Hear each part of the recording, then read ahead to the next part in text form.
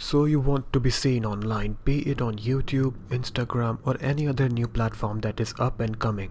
It is more than likely that you want to have huge amount of following and you think it should be attainable with good enough work, right?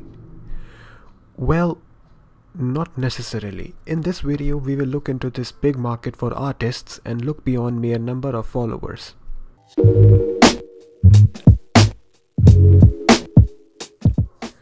Have a look at this graph. This graph is known as long tail, and everyone who owns a marketplace or a platform like Amazon, Walmart, YouTube, Instagram, TikTok, Snapchat know about this graph. What this graph tells you is how much followers or sales does each person has on the platform and how is it divided. On y-axis you can see the number of followers or sales of a product, and you will see that high side, also called the short head, is relatively small in breadth as compared to the not so tall and low side, which is called long tail. Let's apply this concept to a content sharing platform like YouTube. On left side you have people like Casey Neistat, PewDiePie, Mr. Beast, etc. raking in millions of views on each of their videos. At this point their popularity itself is making them more popular. On the far right side, you have people who barely get any attention, which would make you think everyone, including YouTube, is losing on them, as less popular creators make less money for YouTube. But the reason why far right side is called the long tail is because it has way more people compared to far left, which means YouTube could get 1000 views if it combines 10 people with 100 views or 1000 views from one person. Which is possible because of sheer number of people trying to be seen on YouTube. They are trying to get people to watch their videos, which in turn brings people to YouTube. So all marketplaces and platforms make same amount of money from little number of creators on the short head and the large number of people on long tail. The truth that no marketplace will tell you is that unless you are already popular like Will Smith or Jack Black, or if you have huge amounts of money like some big corporation, getting on the left side of marketplace is going to be near impossible. But you could ask then, what about people who actually did make it? How did the unknown people got famous on YouTube? Well, when a new market space or platform like YouTube opens, it is relatively easier to be seen because not all famous people are on the platform yet, which creates low level of competition for the creators who are new to the platform. But when a platform gets a significant number of users, almost every category gets filled. And for majority of people, once they get settled on one creator, they don't like to move from familiar creator to another creator in the same category. Unless of course the new creator provides something new. Internet makes this process in which teens get millions of followers or some viral video makes good money for the creator look very easy. And that is the false promise of internet. Now before you go and give up, let me tell you that it is not the end of the story. You can in fact get on the short head of this graph. There are two ways you can do that. First is, as Cal Newport says, be so good that they can't ignore you.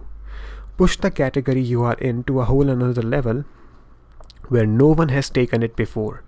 So naturally, you won't have any competition.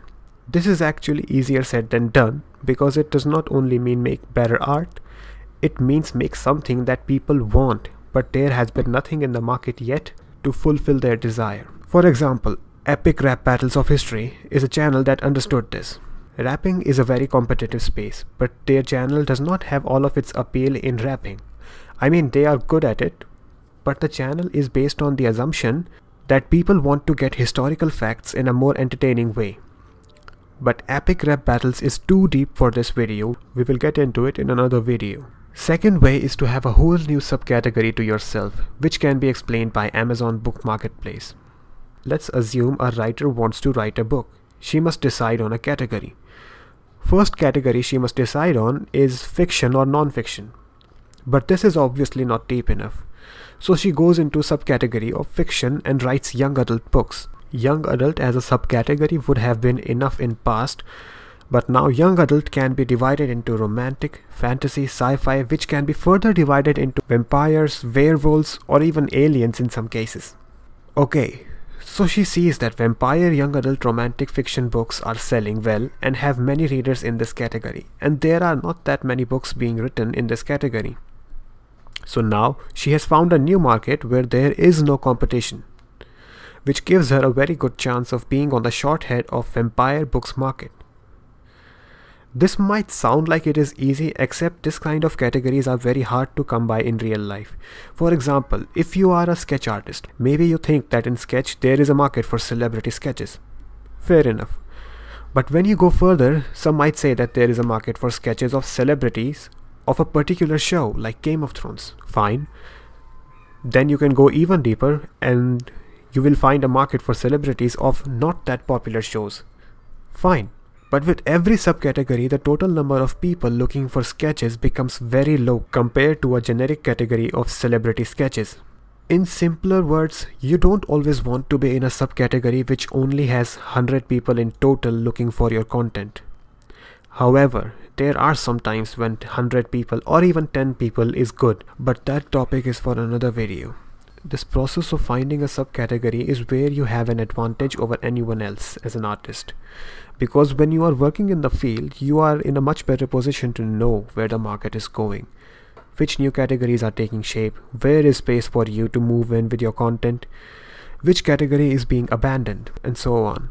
However, this process of finding new subcategories with less competition should not be seen as a way to cope up with failure of being late on platform, because no matter what you do, categories will always get divided into subcategories.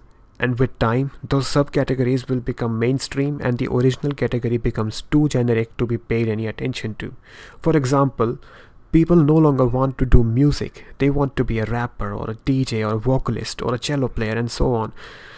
These categories have become so distinct that they have their own mainstream subcategories like old school rappers or mumble rappers and whatnot. And DJs can mean a lot of things depending on their genre and even the places they play at. So when you say you are looking for a subcategory, you are really moving with the natural flow of the industry you are in.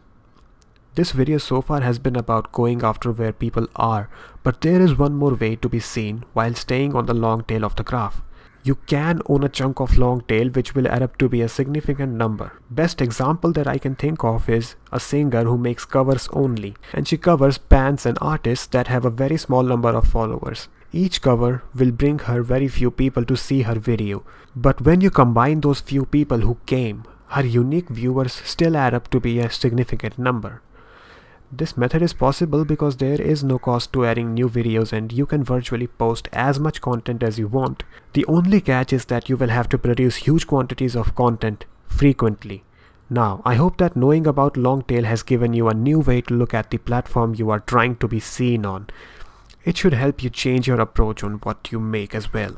I hope this video has helped you in getting a better view of how things work on a free platform and marketplaces.